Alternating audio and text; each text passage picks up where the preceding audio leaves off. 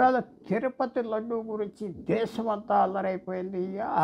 ఎలాగొచ్చిందంటే ఆ లడ్డూయే తిరుపతి, తిరుపతియే లడ్డు. అది కాదు. లడ్డూ ఒక వ్యవస్థ. లడ్డూ ఇవ్వటం ఒక పని, పెద్ద పని, ప్రసాదం అవన్నీ ఉన్నాయి.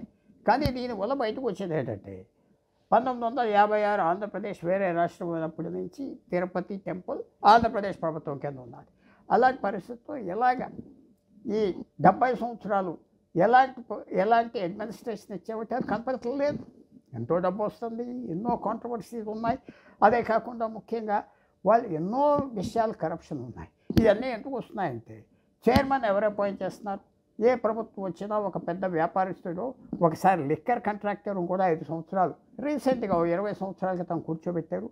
వాళ్ళకి ఇది సరిపడా జాబ్ కాదు కదా. ఒక బ్రహ్మాండమైన ప్రొఫెషనల్ తీసుకొచ్చి ఎవరినైనా చైర్మన్గా పెట్టి టీం ఇచ్చి వాళ్ళకి టార్గెట్స్ ఇస్తే చేస్తారు.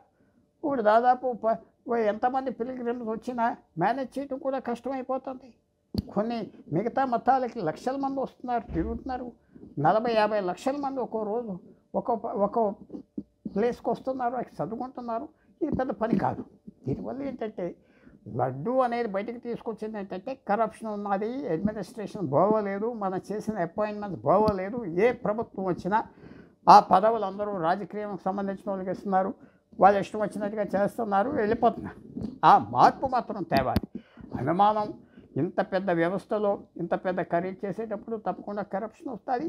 ల్యాప్సెస్ ఉన్నాయి, ల్యాప్సెస్ కరెక్ట్ చేయాలి. అంతేకాని ఇదే గురించి పెద్ద విషయం కింద తీసుకొస్తే హిందూ మతానికి కూడా ఇది ఒక పెద్ద ఇన్సల్ట్.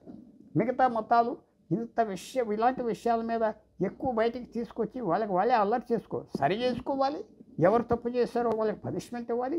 అన్నిటికంటే ముఖ్యం వచ్చే ప్రశ్న, హిందూ టెంపుల్స్ తిరిగి హిందూ సంస్థలకు ఇవ్వాలా, లేకపోతే ప్రభుత్వమే రన్ చేస్తుందా?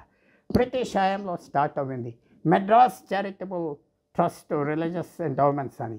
దాదాపు 150 సంవత్సరాల క్రితం నుంచి ఈ పద్ధతి వస్తుంది. అది మార్చాలా లేదా? ఆ పెద్ద నిర్ణయం ఇప్పుడున్న ఆంధ్రప్రదేశ్ ప్రభుత్వం తీసుకుంటే దేశవ్యాప్తంగా ఒక ఎగ్జాంపుల్ వస్తుంది. టెంపుల్ హిందూ స్టేట్లోకి ఇవ్వాలా వద్దా? ఇలాంటి అడ్మినిస్ట్రేషన్ చేస్తే ఇంకో 3 సంవత్సరాలు 10 సంవత్సరాలు మళ్ళీ ఇలా గొడవలు జరుగుతాయి.